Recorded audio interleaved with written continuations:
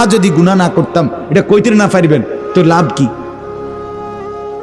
কথা কন না, লাভ কি আপনার? হাসরের ময়দানে আফসোস করলে আপনার হবেটা কি? কবরে আফসোস করলে আপনার হবেটা কি? এখন আফসোস করলে লাভ, আজকে আফসোস করলে লাভ কি না? আজকে লাভ, এখন লাভ, এখন লাভ আছে বাপ। আজকে যদি আফসোস করেন, হায়াত থাকতে তো তওবা করার নসিব হবে, ভুল শুধরাইতে পারবেন, আল্লাহর কাছে ক্ষমা চাইতে পারবেন। ক্ষমা চাইলে, ভুল স্বীকার করলে, ভুল ছেড়ে দিলে আর করবে না, ওয়াদা দিলে, লজ্জিত হয়ে মাফ চাইলে, খোদার কসম আল্লাহ বলছে বান্দা আমি 90 বছরের গুনাহ একসাথে মাফ করে দেব। আমি আসমান ছোঁয়া, লাউ বালাগাত যুনুবুকা আনানাস সামা সুম্মা ইস্তাগফারতানি গফারতু লাকা ওয়ালা উবালি। আল্লাহ বলে বান্দা তোমার গুনাহ যদি আসমান পর্যন্ত পৌঁছে যায় আর তবুও যদি তুমি তওবা করো, ইস্তিগফার করো, হায়াত থাকতে যদি গুনাহ ছেড়ে দিয়ে আর করবে না, ওয়াদা দিয়ে লজ্জিত হয়ে মাফ চাও, গফারতু লাকা ওয়ালা উবালি, কোনো পরোয়া না করে আমি আল্লাহ তাআলা একসাথে মাফ করে দেব। সব মাফ, তুমি সাফ। এজন্য বাপ, কথাটা লম্বা করলাম, একটা প্রসঙ্গ তো এটাই বুঝায় কইলাম, দিন শিখেন, খামখেয়ালি করবেন না, অহংকারী করবেন না, যার মধ্যে কোনো তৃপ্তি নাই। এলেমের মধ্যে কোনো কি নাই? তৃপ্তি নাই বলতে বুঝাইছি মানে আল লাগতো না। আরে বেটা যা পড়ছি এটি তুই না জায়গায় তো নাই। আরে বাপরে, আপনি একটা মাত বড়ইয়া গেছেন, আপনি এটি তুই না জায়গা নাই, বুঝেন নাই কথাটা? না, আল্লাহ তাআলা কি শিখাইছেন? রাসূলুল্লাহ সাল্লাল্লাহু আলাইহি ওয়াসাল্লামের ইলম আল্লাহ কি পরিমাণ দান করছে নবীকে। ওয়া আল্লামাকা মা লাম তাকুন তা'লাম ওয়া কানা ফাদলুল্লাহি আলাইকা আযীমা। নবীকে আল্লাহ সরাসরি বলছে বন্ধু আপনি যত কিছু জানতেন না আমি সব ইলম আপনাকে দান করলাম। ওয়া কানা ফাদলুল্লাহ আলাইকা আযীমা, আপনার উপরে আমার দয়া অনুগ্রহ সীমাহীন। এরপরে আল্লাহ নবীকে পূর্ণ ইলম দিয়েছেন। আমাদের নবী বলছেন সাল্লাল্লাহু আলাইহি ওয়াসাল্লাম, উতিতু ইলমাল আউয়ালিন ওয়াল আখিরিন। এটা রাসূলুল্লাহর হাদিস। নবীজি বলছে পৃথিবীর প্রথম ব্যক্তি তাকে আল্লাহ তাআলা যেই ইলম দিছে, পৃথিবীর শেষ ব্যক্তি তাকেও আল্লাহ যেই পরিমাণ ইলম দিছে, এই শুরু থেকে শেষ পর্যন্ত যত মানুষকে আল্লাহ যত ইলম দিয়েছেন, আমি মুহাম্মদকে আল্লাহ তাআলা তার সবটা ইলম একসাথে দিয়েছেন। আমি রাসূল, সেই রাসূল। উতিতুল কুরআন ওয়া মিসলাহু মাআহু। নবীজি বলছেন এই 23 বছরে আমার আল্লাহ আমাকে এই কোরআন পুরা ইলম, কোরআনের এটা পুরাটা আল্লাহ আমাকে দিবেন। ওয়া মিসলাহু মাআহু, সাথে সাথে 23 বছরে এই কোরআনের সমপরিমাণ হাদিস সুন্নাহ নামে আল্লাহ তাআলা সমপরিমাণ আরো একটা ইলম আমাকে আল্লাহ তাআলা দান করেছেন। আচ্ছা, আমার বলার উদ্দেশ্য কি? এত বেশি ইলম নবী সাল্লাল্লাহু আলাইহি সাল্লাম, এত ইলম আল্লাহ তাআলা তাকে দান করছেন, কিন্তু এরপরেও নবীজিকে আল্লাহ কি হুকুম করছে যে আপনি তৃপ্ত হয়ে যান না। নবীজিকে আল্লাহ তাআলা কোন জিনিস দুনিয়ায় আল্লাহ তাআলা নবীকে বলে নাই আরো বেশি চান, আরো বেশি চান। না না, দুনিয়ার ভাত মাছ চাল ডাল, দুনিয়ার বাড়ি গাড়ি দালান বিল্ডিং এগুলো বেশি চাইতে হয় না। আল্লাহ তাআলা একমাত্র বন্ধুকে বলছে বন্ধু ওয়াকুল, আপনি বলেন রব্বি জিদনি ইলমা। আমনে আগে কোন, আমনে কোন, উম্মত কইব পরে, আমনের বান্দা আর আমার বান্দারাও বলবে, উম্মত বলে, কিন্তু আমনে নবী বলেন যে আল্লাহ আমি মুহাম্মদের ইলম আরো বাড়িয়ে দেন। খুদ রাসূলকে আল্লাহ বলছে আপনি আরো ইলম চান, আরো ইলম চান, আরো ইলম চান, আরো ইলম চান, চাইতে থাকেন রব্বি জিদনি ইলমা, রব্বি জিদনি ইলমা, রব্বি জিদনি ইলমা। আরো দেন মাওলা, আরো দেন, জিদিনি, বাড়ায় দেন, বাড়ায় দেন, বাড়ায় দেন, বাড়ায় দেন। এজন্য ইলমের মধ্যে তৃপ্তি নাই, মানে আল্লাহ্য না, এই মানসিকতা হওয়ার সুযোগ। মানহুমান লা ইয়াশবাআন, নবীজির হাদিস। দুই আসক্ত কোনদিন তৃপ্ত হয় না। রাসূল বলছেন দুই আসক্ত ব্যক্তি কি হয় না? তৃপ্ত হয় না। এক মানহুমুন ফিল ইলম, আর মানহুমুন ফিদ দুনিয়া। এলেমের আসক্ত, কোরআন সুন্নাহর এলেম অর্জনকারী, তার কোনো তৃপ্তি নাই, তার আরো চাই। আর দুই, দুনিয়ার আসক্ত, সম্পদের লোভী, তারও কোনো তৃপ্তি নাই, তার আরো চাই। হ্যাঁ, একদিকে এক দল শুধু এলেম চায়, আরেকদিকে আরেক দল দুনিয়া চায়। এ দুনিয়ার লোভীও আসক্ত, তৃপ্ত হয় না, আরো চাই। লাউ আতা আহাদাহুম, রাসূলুল্লাহ সাল্লাল্লাহু আলাইহি সাল্লাম বলছেন, এই বনি আদমের কাউকে যদি একটি উহুদ পাহাড় পরিমাণ স্বর্ণ দেওয়া হয়, লাবতাগা সানিয়ান, সে আল্লাহর কাছে আরো একটি উহুদ পাহাড় স্বর্ণ চাইবে। ফাইন আতাহু সানিয়ান, যদি আরেকটা দেয় 2 নম্বর, লাবতাগা সালিসান, সে তৃতীয় আরেকটি উহুদ পাহাড় চাইবে। লা ইয়ামলাউ জাওফু ইবনু আদামা ইল্লা তুরাব। এরপরে নবী বলেন, বনি আদমের পেট ভরবে না ওই কবরের মাটি ঢুকা পর্যন্ত। দুনিয়ার লোভী তৃপ্ত হয় না, এলেমের লোভীও তৃপ্ত হয় না। যাকে আল্লাহ কোরআন সুন্নাহর এলেম দিছে, সেটা আরো পেতে চায়। আর দুনিয়ার আসক্ত তৃপ্ত হয় না। এই জন্য বাপ আমার, আমি আপনাদের কাছে অনুরোধ করলাম, আমার মনের আবেগেই আমি এই কথাটা বললাম, আপনারা দিন শিখেন, আরো পড়েন, আরো শিখেন, আরো শিখেন। শুধু শুধু ঝগড়াঝাটির কোনো ফায়দা নাই বাপ। শুধু শুধু চা দোকান গরম করার কিচ্ছু নাই। শুধু শুধু নিজেদের আড্ডার মধ্যে ফতুয়াবাজি। কমপক্ষে আপনারা যারা সাধারণ মুসলমান, আপনারা খামখেয়ালি করবেন না। ওলামায়ে কেরাম তর্ক করুক, ওলামায়ে কেরাম বিতর্ক করুক, ওলামায়ে কেরাম নিজেদের মধ্যে মতবিরোধ করুক, অসুবিধা নাই। এই বিতর্কের ভিতর থেকেও বহু মাসআলা বের হবে। কথা বোঝেন না আপনি? এই তর্কের ভিতর থেকেও বহু নতুন নতুন কি বের হবে, তথ্য বের হবে। কিন্তু আপনি বিতর্ক করে লাভ নেই। আপনার আখিরাত দরকার, আপনার সোজা সাজা জান্নাতে যাওয়া দরকার। সাহাবী বলছে নবীজির কাছে আয়েশা, মুসলিম শরীফের হাদিস, আমি নিজে পড়াইছি আলহামদুলিল্লাহ। এক সাহাবী, সাধারণ গ্রাম্য বেদুইন সাহাবী, আরাবী সাধারণ সাহাবী আয়েশা নবীজিকে বলছে, দুল্লানি আলা আমালিন আমিলতুহু দাখালতুল জান্নাহ। ও আল্লাহর নবী, আমার একটা আমল বলে দেন, আমল কর্মু, জান্নাতে যামু। সোজা কথা। এত ফেসফুস বুঝি না, আমার জান্নাত দাও দরকার। কিতা কিতা করতাম হেডি কর, কি করতাম তা কর। নবীজি বললেন, 1 নাম্বার, তুমি কালেমায়ে শাহাদাত বিশ্বাস করবে, আশহাদু আল্লা ইলাহা ইল্লাল্লাহ ওয়াহদাহু লা শারীকা লা ওয়া আশহাদু আন্না মুহাম্মাদান আবদুহু ওয়া রাসূলুহু, এই কালেমার সাক্ষী দিবা। 2, ওয়া তুকিমুস সালাতাল মাকতুবা, 5 ওয়াক্ত ফরজ নামাজ আদায় করবা। ওয়া তুতিজ যাকাতাল মাফরুযা, তুমি ফরজ যাকাত আদায় করবা। ওয়া তাসুমা রমাদান, রমজান মাসের রোজা আদায় করবা। তখন পর্যন্ত হাদিসের ব্যাখ্যায় আছে তখনও হজ ফরজ হয় নাই, অথবা লোকটা এতটা গরিব যে নবীজি বুঝছেন তার জন্য হজের বিধান আসবে না। কথা বুঝছেন কিনা? তো কয়টা বলছে? 4টা। কালেমায়ে শাহাদাত, 5 ওয়াক্ত নামাজ, যাকাত, আর কি? রমজানের রোজা। লোকটা বলছে মুসলিম শরীফে, লোকটা দাঁড়াইয়া বলছে, ওয়াল্লাহি লা আযীদু আলা হাযা ওয়ালা আনকুসু, হে আল্লাহর নবী, আল্লাহর কসম আমি যাচ্ছি, আপনারে সাক্ষী রেখে বলতেছি গো নবী, এর থেকে বেশি আমি বাড়াবো না, কমাবো না, সাফ আমনে যেটা কইছেন এটাই মানমু। এই কথা বলে ফাআদবারার রাজুল, লোকটি চলে গেল, যাচ্ছিল।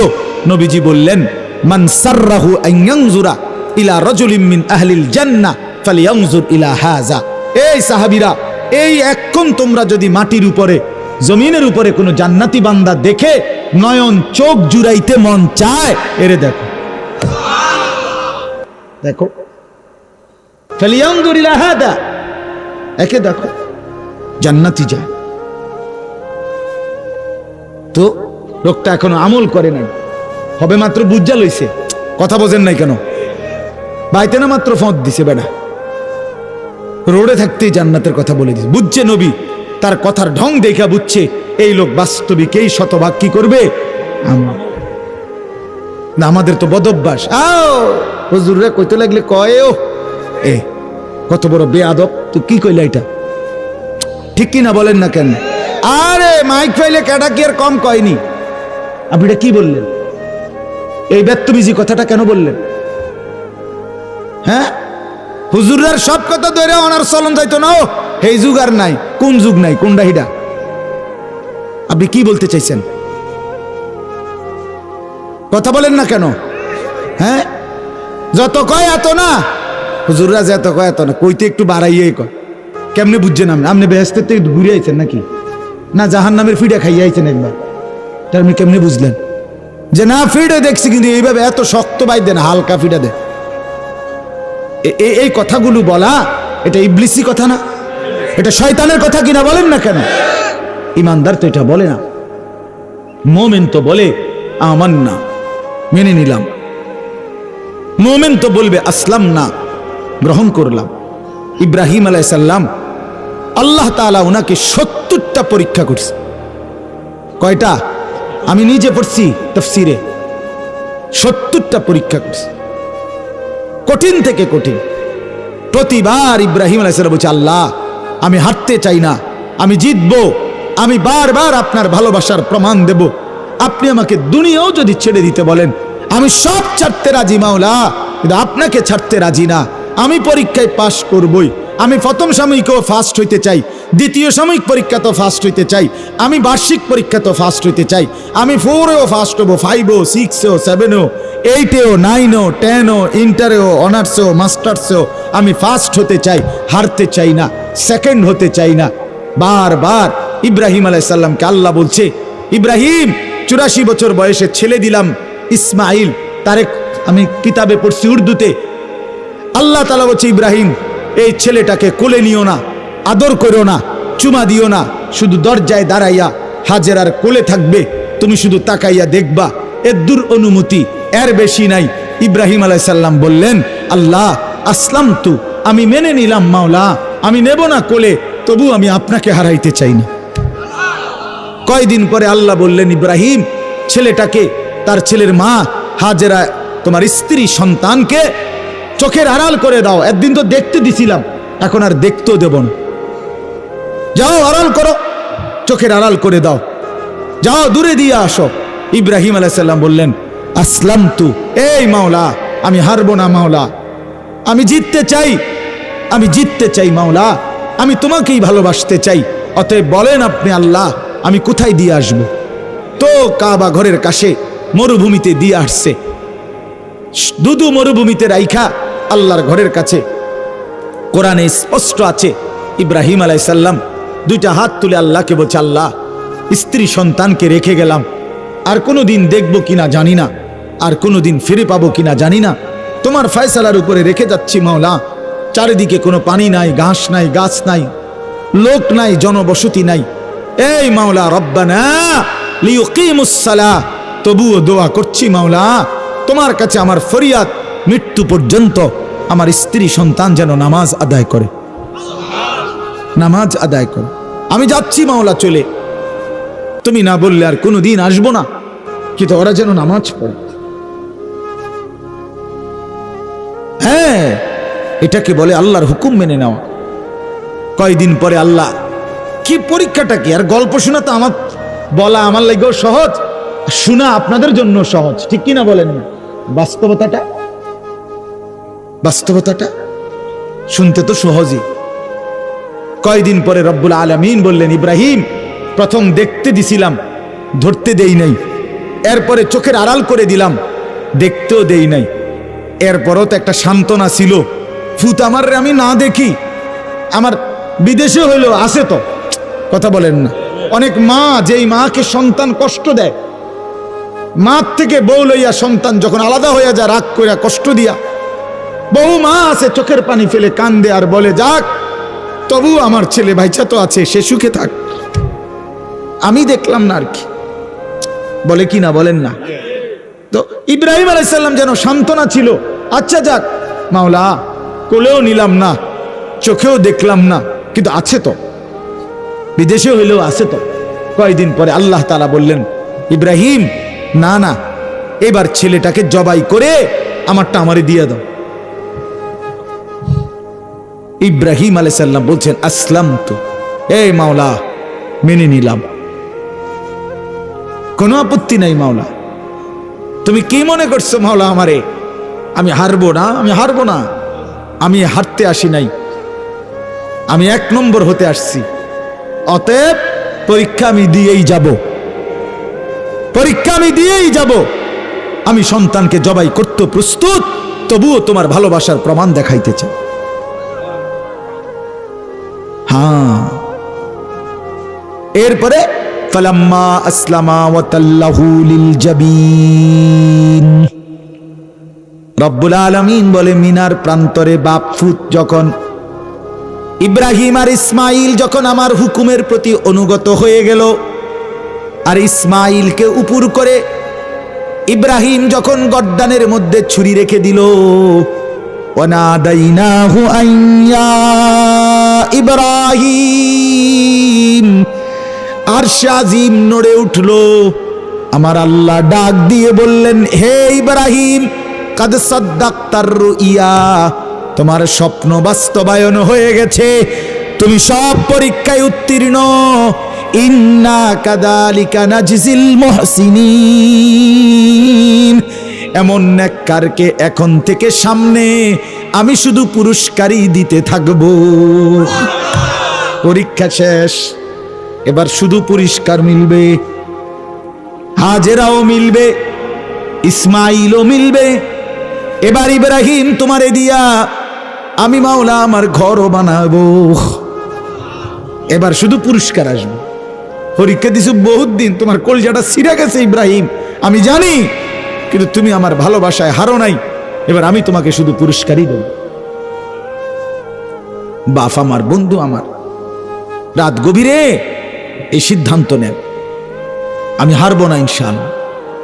আমি আখিরাতের সামনে হেরে যাব না, কবরে হারতে চাই না, বলেন ইনশাআল্লাহ। পরকালে হারতে চাই না। দুনিয়া হেরে গেলে কিচ্ছু হয় না, দুনিয়া হেরে গেলে ইচ্ছু হয় না। নবী সাল্লাল্লাহু আলাইহি সাল্লাম বলছেন, উহিব্বু আন আকুনা কারীমান মাগলুবান। নবীজি একটা প্রসঙ্গে স্বামী স্ত্রীর একটা সম্পর্কের কথা বলতে গিয়ে নবীজি একদিন বলছে, আমি চাই ভদ্র থাকতে, প্রয়োজনে হেরে গিয়ে হলেও কি থাকতে চাই, ভদ্র থাকতে চাই। ওয়ালা উহিব্বু আন আকুনা গালিবান লাঈমান, আমি চাই না জিততে অভদ্র হয়ে। অর্থাৎ আমি দুনিয়া চাই না, আমি আখিরাতকে চাই, আখিরাতকে চাই। নবীজিকে বারবার হযরত ওমর রাদিয়াল্লাহু তাআলা আনহু একদিন নবীজি সাল্লাল্লাহু আলাইহি সাল্লামের ঘরে, আল্লাহর নবী সাল্লাল্লাহু আলাইহি সাল্লামের কামরায় গেছে, গিয়া দেখে নবীজি একটা চাটাইয়ের মধ্যে শোয়া ছিলেন। ওমরকে দেখে বসছে। খোদার কসম, ওই আরবি কিতাবে আমরা নিজে পড়ছি।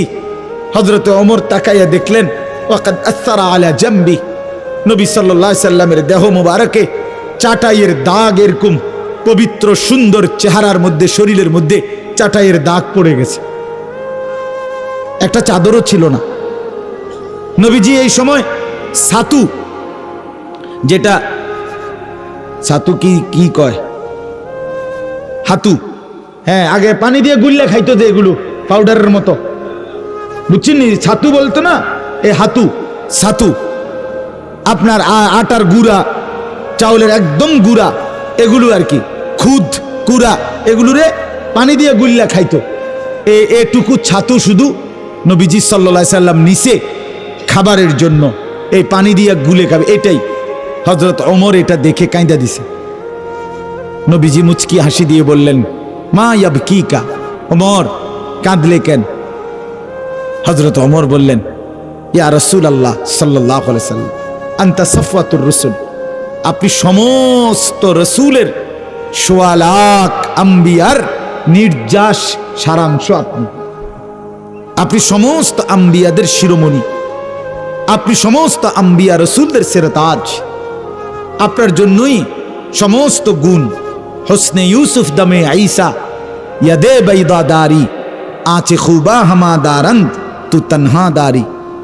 হযরত আল্লামা ইকবাল বলছে, হে নবী মুহাম্মদ, ইউসুফের সৌন্দর্য, মুসার মোজেজা, ঈসার মোজেজা, এভাবে সোয়া লাখ আম্বিয়ার যত বৈশিষ্ট্য, যত মোজেজা, সব যদি আপনার মাঝে দেখি, বন্ধু মুহাম্মদ, একা আপনার মাঝে সবটাই দেখতে পাই, সব গুণ আপনার মাঝে, সব সিফাত আপনার, সব বৈশিষ্ট্য আপনার।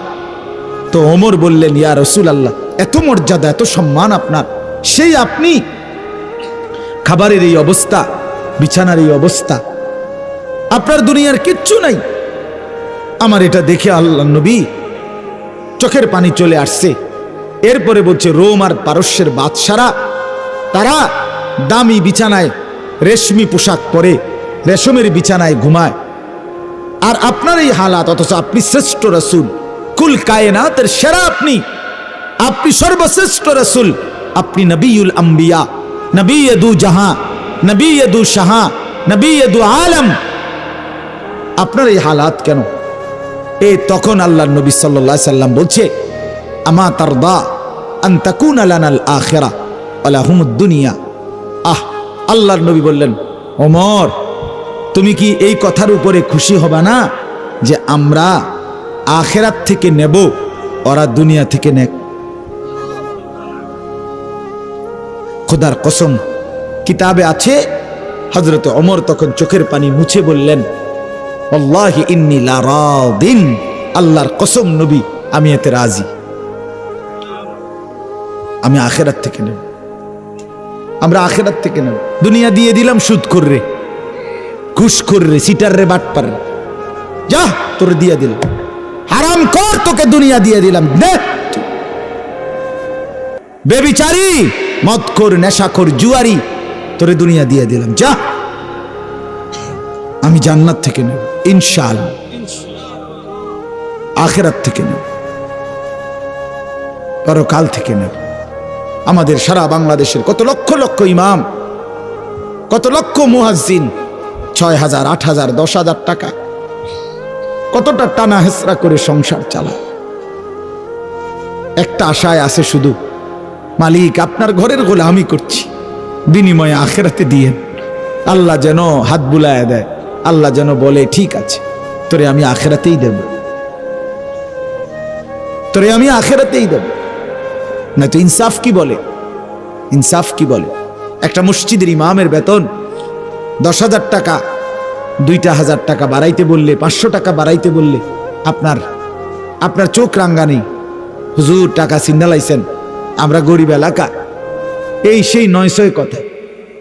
অথচ মসজিদের টাইলস বদলাইতে বদলাইতে, মসজিদের ডিজাইন বদলাইতে বদলাইতে, মসজিদের লাইট কারুকাজ, আপনাদেরকে শুধু বলছি না আমি, বদলাইতে বদলাইতে সব ডবল ডবল ডবল ডবল, সব অত্যাধুনিক।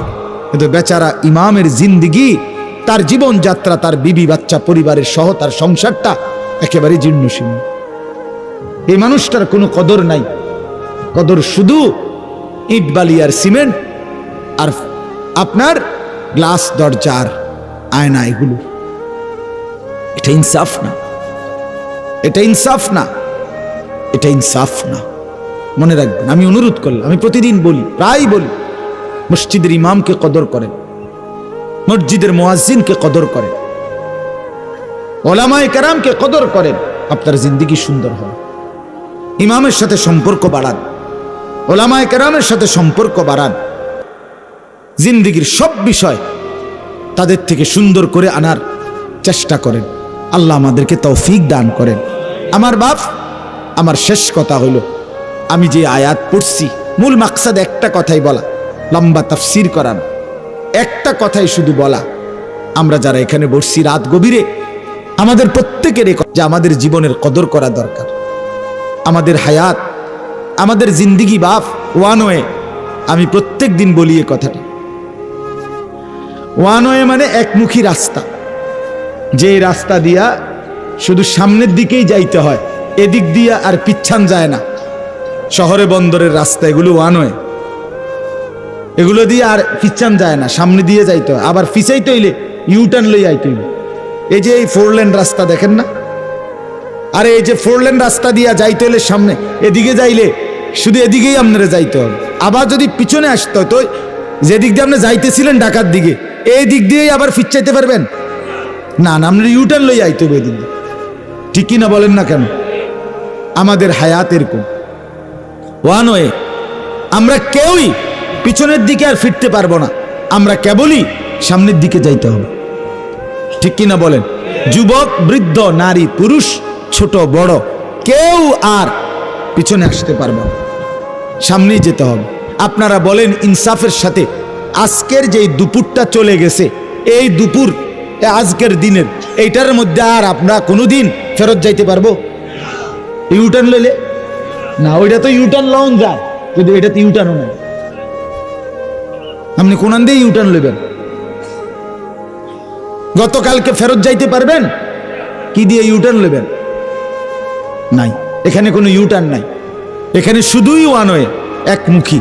সবাই কবরের দিকে, সবাই আখিরাতের দিকে, সবাই আখিরাতের দিকে, সবাই পরকালে। অতএব এটা চির সত্য, এটা চির বাস্তবতা।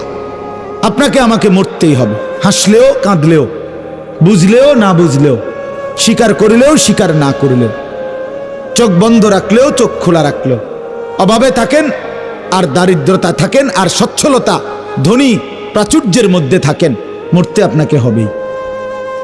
যুবক ভাই, তুমি খেয়াল করলেও মরে যাবা, বেখেয়ালি হলেও মরে যাবে, এটাই সত্য। মৃত্যুবরণ করতেই হবে, মাটির কাছে মাটি জমা দিতেই হবে। গতকালকে সকালবেলা ভোরে ফজরের ওয়াক্তে আমার আপন জ্যাঠা, বড় জ্যাঠা মারা গেছে। আমি আমার জ্যাঠার জানাজা পড়াইছি জোহরের পরে, ও নাঙ্গলকোট লাকসাম কুমিল্লা। জানাজার আগে আমার জ্যাঠার কবরের সামনে আমি দাঁড়াইছি, যে কবরটা যে খুঁড়ছে, তখনও রাখে নাই কবরে। অনেকক্ষণ তাকাইয়া দেখছি, তাকাইয়া মাটিটার দিকে তাকাইছি, আর আমার কেন জানি মনে হয়েছে হঠাৎ, এই প্রথম আমার জীবনে আমি এতটা গভীর দৃষ্টি দিয়া অনেকক্ষণ কবরের মাটির দিকে তাকাইছি। তাকাইবার পরে আমার কাছে মনে হয়েছে মাটিটা আমার যেন বলতেছে, আনিস, তোর জ্যাঠারে বানাইবার জন্য আমি এখান থেকে একটু মাটি দিছিলাম, আমার মাটি আজ আবার আমি ফিরায় নিলাম।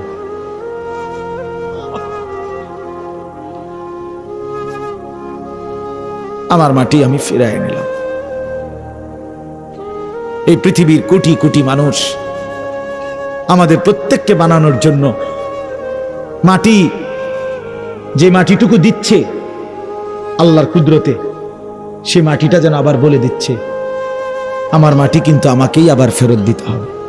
অফিহা নুঈদ, আমার মাটি আমাকেই ফেরত দিতে হবে। আমি এক সুতা মাটি ছাড়বো না, আমাকেই দিয়ে দিতে হবে। মাটির মানুষ মাটিতেই মিশাই দিবে। এই জন্য বাপ, আমি আপনাদের কাছে অনুরোধ করছি, রাত গভীরে আপনারা প্রত্যেকেই মৃত্যুর জন্য, আখিরাতের জন্য, পরকালের জন্য ফিকির করেন, নিজের ভালো, নিজের পরিবর্তন করেন। আমিও আপনিও চলেন ভালো হই, চলেন বদলে যাই, চলেন জিন্দিগিটা সুন্দর করি, জীবনটা কাজে লাগা। 5 ওয়াক্ত নামাজ কেন পড়বেন না? যুবক ভাই, তোমরা ফজরের নামাজ কেন পড়বা না? আল্লাহর সাথে কেন নারাজ হলে? আপনাদের স্ত্রী পর্দা কেন করবে না? হালাল কেন খাবেন না? ঘরের মধ্যে রঙিন টেলিভিশন আর কতদিন চলবে? নাচ গান আর নর্তকী কতদিন নাচবে? বলেন না বাপ, ইনসাফের সাথে ভাবেন। এজন্য পরিবর্তনের মানসিকতা নিয়ে যদি বুঝ আসে, দিমাগ আসে, আমাদের ভিতরে যদি এই বিবেক জাগে যে আমার বদলানো দরকার, ভালো হওয়া দরকার, আখিরাতকে দামি বানানো দরকার, কবরকে দামি বানানো দরকার, খোদার কসম, তাহলে আমাদের সামনে নিজের আখিরাত, কবর, পরকাল দামি বানানোর লম্বা, সুবর্ণ, সুন্দর, চমৎকার একটি সুযোগ একদম মুখামুখি।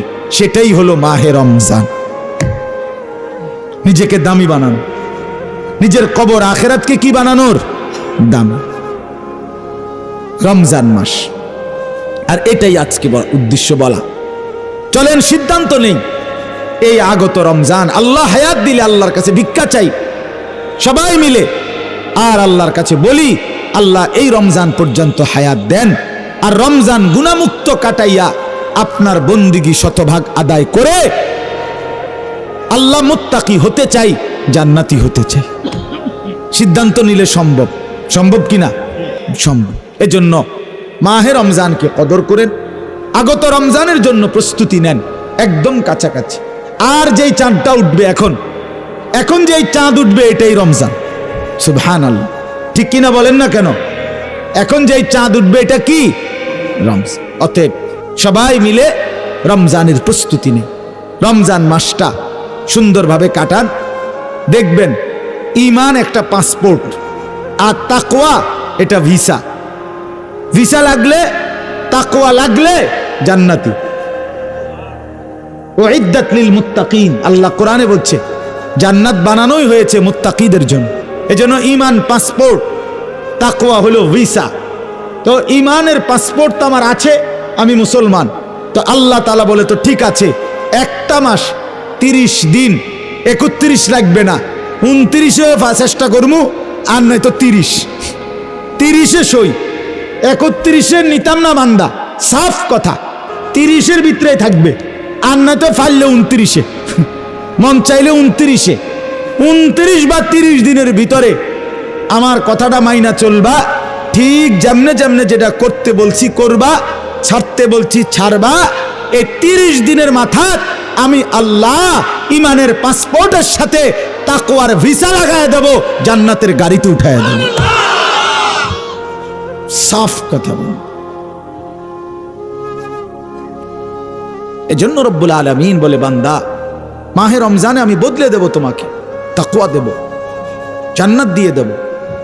30 দিনেই পাসপোর্টের সাথে ভিসা লাগায় দেব, তাকওয়া, লাআল্লাকুম তাত্তাকুন। এজন্য আমিও আপনিও ইনশাআল্লাহ পরিবর্তন চাই, ঠিক আছে না? ইনশাআল্লাহ আপনার চলাফেরা দ্বারা, কথাবার্তা দ্বারা, আপনার রমজানের প্রস্তুতি, ইবাদত, আমল দ্বারা যেন বোঝা যায় যে আপনি সারা বছরের ব্যস্ততার চাইতে রমজানটা কমপক্ষে একটু আলাদা, আখিরাতের জন্য একটু বেশি সময় দিতেছেন, এটা যেন বোঝা যায়, ঠিক আছে না? ইনশাআল্লাহ খামখেয়ালি না করি, অবহেলা না করি। আল্লাহ তাআলা আমাদেরকে তৌফিক দান করেন। 5 ওয়াক্ত নামাজ সুন্দরভাবে পড়বেন। রাত্রিবেলা 20 রাকাত পূর্ণ তারাবি, রমজান মাস পুরা মাস পড়বেন, বলেন ইনশাআল্লাহ। পূর্ণ 20 রাকাত তারাবি। তারাবি শুধুই 20 রাকাত। তারাবি কয় রাকাত? না, শুধুই 20 রাকাত। তারাবি কয় রাকাত? আমি যেমনি কইছি হেমনে কর, শুধুই 20 রাকাত। বলেন কয় রাকাত? হ্যাঁ, তারাবি শুধুই 20 রাকাত। 8 রাকাত তারাবি হয় না, 12 রাকাত তারাবি হয় না, ওইগুলো নফল নামাজ, ওগুলো আলাদা নফল নামাজ। তারাবি শুধুই 20 রাকাত, বুঝছেন না? আপনি যদি বলেন অনেক হুজুরে তো কয় 8 রাকাত, তো আমি তো হুজুরে, আমি কইছি 20 রাকাত, তো ওনারটা আপনার বুঝে ধরছে, আমারটা বুঝে ধরছে না কা? আমার অসুবিধা কিতা? না, আমার কি কিতা, আমার অসুবিধা কিতা? সার্টিফিকেট না, মানে আমার সার্টিফিকেটটি চাইবেন নিয়ে আইয়েন। আমি কি চুরি করে ফাঁস করছি নাকি? তো আমি কি বহন খাইয়ে বড় হয়েছি? কথা বলেন না কেন? তাইলে অতএব এই যুগ যুগ ধরে লক্ষ কোটি উলামায়ে কেরাম 1450 বছরের এই সিলসিলা হঠাৎ করে বিগড়ায় দিলে হবে না। এজন্য পূর্ণ 20 রাকাত তারাবি ইনশাআল্লাহ পড়বেন। বলেন ইনশাআল্লাহ, বলেন ইনশাআল্লাহ, বলেন ইনশাআল্লাহ। আল্লাহ আপনি তৌফিক দান করেন। হ্যাঁ, যদি কারো তর্ক করতে মন চায় আইসেন, আমি তর্ক করুম আমি। হ্যাঁ, না মানে 8 রাকাত লইয়া 12 রাকাত লইয়া যদি কারো তর্ক করতে মন চায়, অসুবিধা কি? তর্কের জন্য আমি সময় দেব, বাকি আইসেন আমি, বা আমি হুজুর পাঠাবো তর্ক লাগিয়া, অসুবিধা কি? কিন্তু এখন বললাম, তো রাত হয়ে গেছে, এই জন্য লম্বা করে বলার সুযোগ নেই, এই জন্য বললাম, সুযোগও দিলাম। তর্ক করতে চাইলে আপনি কইরেন তর্ক, অসুবিধা কি? আমি সময় দেবো আপনার তর্কের। কিন্তু তারাবি পূর্ণ 20 রাকাত পড়বেন। সাহারির টাইমে উঠে 2 রাকাত, 4 রাকাত, 6 রাকাত, 8 রাকাত নফল নামাজ, তাহাজ্জুদ পড়বেন। সারাদিন বেশি বেশি কালেমা শরীফের জিকির করবেন, ইস্তেগফার তওবা পড়বেন, আল্লাহর কাছে জান্নাত চাইবেন, জাহান্নাম থেকে পানাহ চাইবেন, খুব বেশি দোয়া করবেন। ইফতারের আগে, সেহরিতে, সারাদিনে সুযোগ থাকলে আল্লাহর ঘর জিয়ারত করবেন। রমজানে উমরা করিলে, একটা উমরা রমজানে, আল্লাহ রাসূল সরাসরি বলছে রমজানের উমরা সরাসরি হজ্জের সমান সওয়াব। উমরাতুন ফি রমাদান তাদিলু হজ্জা। আরেক রিওয়ায়াত আছে মাই, আমার সাথে হজ্জের সমান, রাসূলের সাথে। হ্যাঁ, উমরা। আমি তো পরিষ্কার একটা কথা সবসময় বলি, এই বাপ, যেই চোখ মোমেনের, যেই চোখ সামর্থ্য থাকা সত্ত্বেও যেই চোখ কালো গিলাফ দেখে নাই কাবার, এই যেই চোখ মদিনার সবুজ গম্বুজ দেখে নাই, আরে বেটা তুমি দেখলা কি জীবনে? ওই চোখে দেখলা কি জীবনে? দেখলাটাই কি? তাইলে দেখার মজাই তো পাও নাই কিছু, এই চোখের স্বাদই তো পাও নাই। গত বছর এক উমরা সফরে রমজানে এক লোক বাংলাদেশি দৌড়াইয়া আমার কাছে আসছে, আইসাই আমার জড়ায় ধইরা বলতেছে, হুজুর আমি এবারই প্রথম আল্লাহর ঘরে আসছি, এবং আসছি শুধু আপনার এক কথার কারণ। আমি বললাম মানে? কই এই কথাইটা হুজুর, আমি বয়ানে শুনছি আপনি এই কথাইটা কইছেন যে যেই চোখ কালো গিলাফ দেখে নাই, মদিনার সবুজ গম্বুজ দেখে নাই, সে চোখ দেখলো কি? সে চোখ দেখার স্বাদে কি পাইল? দেখার কি মজা পাই? এজন্য আল্লাহর ঘর দেখার স্বপ্ন দেখি, ঠিক আছে না? ইনশাআল্লাহ রাসূলুল্লাহ সাল্লাল্লাহু আলাইহি সাল্লামের রওজায়ে আতহারের সামনে দাঁড়াবার স্বপ্ন দেখি। আল্লাহ কবুল করে।